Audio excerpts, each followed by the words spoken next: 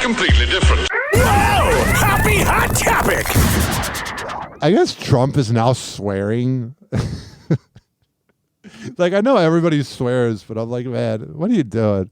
Former President Trump beginning his closing message on the campaign using vulgar language in new attacks against Vice President Harris. Rachel Scott is here with the latest on that. Rachel, good morning. Hey, Whit, good morning to you. And Donald Trump has never really been a conventional candidate. He Duh, we know that. rarely sticks to a script, but his closing message in the critical battleground state of Pennsylvania is drawing attention this morning, not for what he said about his vision for the country, but because of his vulgar language and profane attacks. Over the weekend, Donald Trump barnstorming Pennsylvania for what his campaign said would be the start of his closing message to voters. So if we win Pennsylvania, we win the whole damn thing, right? Got all the mutants behind him. I love watching the faces of people whenever Trump's speaking. It's like, da, da, da. But his rally in that must-win state took a lewd and vulgar turn. The former president opening his speech with a 12-minute diatribe about the late golf legend Arnold Palmer, who grew up in the town, and how other players reacted after seeing him in the shower. I'm going to tell him the real story of Arnold. But Arnold Palmer was all man, and I say that in all due respect to women. I'm really glad that we're talking about Arnold Palmer while we got all these issues in the country. And I love women, but this is a guy that was all man. This man was strong and tough. This guy's running for president. And I refuse to say it, but when he took showers with the other pros, they came out of there, they said, oh my God, that's unbelievable. Wow, talking about Arnold Palmer's penis at a presidential rally. Nice. I had it. Got all the mutants behind him. We got a combined IQ of 4. Say it. I had to say it. We have women that are highly sophisticated here. When Trump eventually turned to his rival, he used profanity to attack Vice President Kamala Harris. So you have to tell Kamala Harris that you've had I love how he says Kamala. That's how it should be said, not Kamala. enough, that you just can't take it anymore. We can't stand you. You're a vice president. It's the movie Idiocracy. The worst. Trump drifted throughout his speech. In one 30-second riff, he went from pushing false claims about the 2020 election to complaining that President Biden is no longer in the race to talking about his hair. He got 14 million votes and he won. 22 people running, 22 Democrats there running. All right, I've had enough of hearing him. He reminds me of President Camacho from Idiocracy. Ladies and gentlemen, the President of America! President Camacho!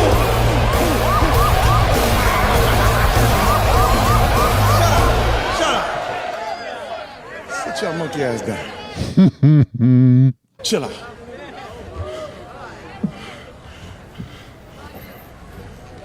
Shit. That's Trump.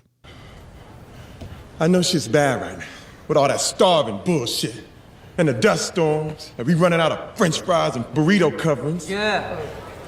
But I got a solution. That's what you said last time, dipshit. I got a solution. You're a dick. South Carolina, what's up?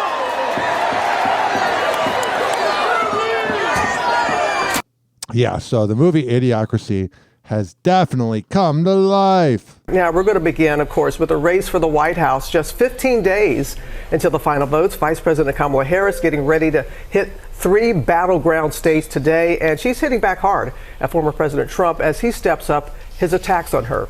Our chief White House correspondent, Mary Bruce, starts us off in Philadelphia. Good morning to you, Mary.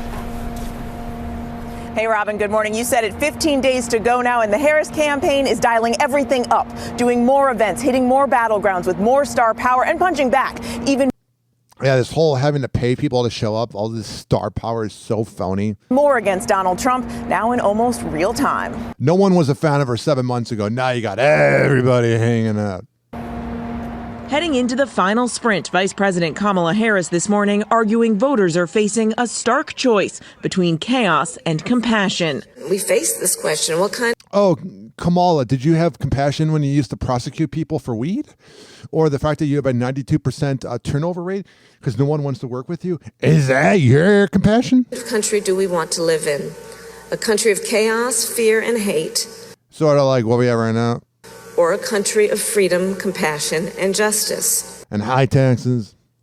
In battleground Georgia, Harris visiting 2 historically black churches as she tries to reach out to every key constituency. Let's see if she does her little black voice.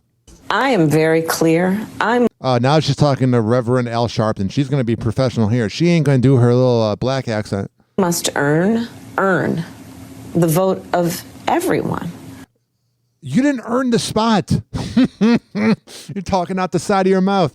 You literally were given the spot because the Democratic Party made Joe Biden think he had a chance, and then he didn't have a chance. You didn't earn anything. You've never earned anything. You've literally slept your way to the top. Congrats. That's cool, but shut the fuck up. Regardless of their race or gender. With just over 2 weeks to go, Harris shifting strategies, calling Trump out in near real time, overnight responding to his recent profane attacks against her. Oh, but I don't know. I know she doesn't swear, but she was ripping into him last week. So when Trump rips into you, it's bullying, it's wrong. But when you rip into him, it's fine. Shut up. Demeans the office. You demean the office. You slept your way to the top. And I have said, and I'm very clear about this, Donald Trump should never again stand behind the seal of the President of the United States. He has all right. Not earned the right. Have you earned it? Harris is upping her warnings about Trump, labeling him as unstable and unhinged, and seizing on reports that Trump is exhausted by the rigors of campaigning. Yeah, I'd be exhausted too if I just was filled with hate all day. Have you noticed she's doing this female thing where she's talking like, and I'm not saying like sexist wise, but she's doing this thing where she's trying to be like a female Obama, where she does a thing where she has the cadence. Listen. Have you noticed he tends to go off script and ramble? Yeah, it's more interesting than listening to you babble. When you go off script, you're a moron. And generally, for the life of him, cannot finish a thought. This is what I'm talking about. He's ripping into you, and it's mean. But when you do it, it's rude. Talk about how you're going to fix the country. You spent this whole campaign talking about how you don't like Trump. You're a moron. And listen to this. This is copying Obama. Generally, for the life of him, cannot finish a thought. It's that like cadence. And then there's this. All the friends that Kamala is paying for. With the presidential race about to hit the 2 weeks to go mark. It's incredible. Early voting already in progress in most of the country. ABC White House correspondent Mary Alice Parks is on the North Lawn with the very latest.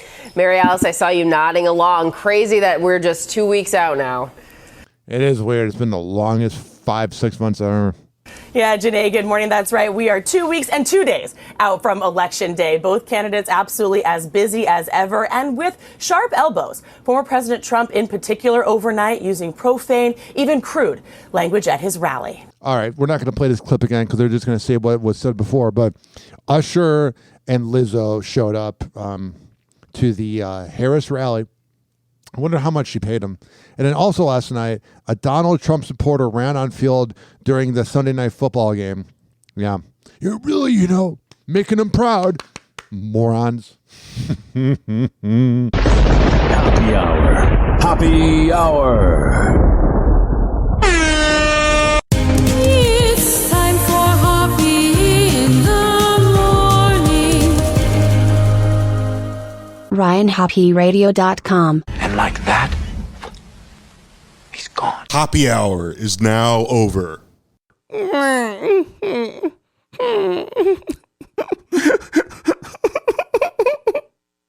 Happy hour is now over.